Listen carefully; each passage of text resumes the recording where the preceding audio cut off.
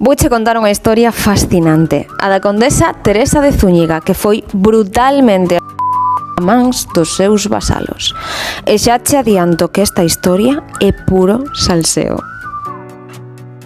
Teresa de Zúñiga naceu a comezos do século XV, é dicir, que se lle botamos contas hai máis de 600 anos. Procedía dunha familia moi rica e poderosa e por iso casou con outro nobre, Diego Pérez Sarmiento, tamén moi rico e poderoso. Así que isto de comedia romántica pouco, era puro interese. Pero ollo, porque Teresa non era a muller de. Teresa era unha muller moi poderosa que xestionaba o seu propio patrimonio. De feito, tiña os seus propios cartos, tiña as súas propias terras, así que non era unha muller nin sumisa nin relegada. Iso sí, consagrou a meirande parte da súa vida a manter a casa e a liñaxe dos Sarmiento. E como non tivo fillos, agárrate porque o que che vou contar é un auténtico bombazo, Teresa decide adoptar o fillo ilexítimo do seu home. Sí, amigas, sí, o fillo que Diego Pérez Sarmiento ten cunha escrava chamada Úrsula. Que che parece?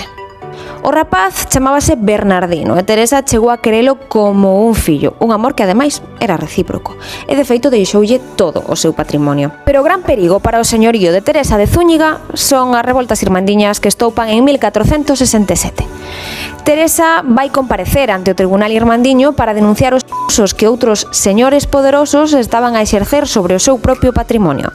Pero ao final decide tomar a xustiza pola man e colle como refén a un deses nobres poderosos, Sancho de Ulloa, como vinganza por todas as molestias que lle estaban a ocasionar sobre as súas terras. Que fai? Pois lévao e encarcérao en Valladolid, na vila de Mucientes, que era da súa propiedade. O gran erro de Teresa de Zúñiga é volver a Galicia en 1470, porque o descontento social, a inestabilidade que se respiraba naquel momento, provoca que os vasalos acaben asasando as portas da igrexa de San Xés, hoxe desaparecida, en Ribadavia. Non vos vou dar detalles bastante escabrosos de como foi aquel suceso. O caso é que Teresa de Zúñiga falece, asaltan a súa fortaleza e queiman algúns documentos que hoxe terían un inestimable valor histórico.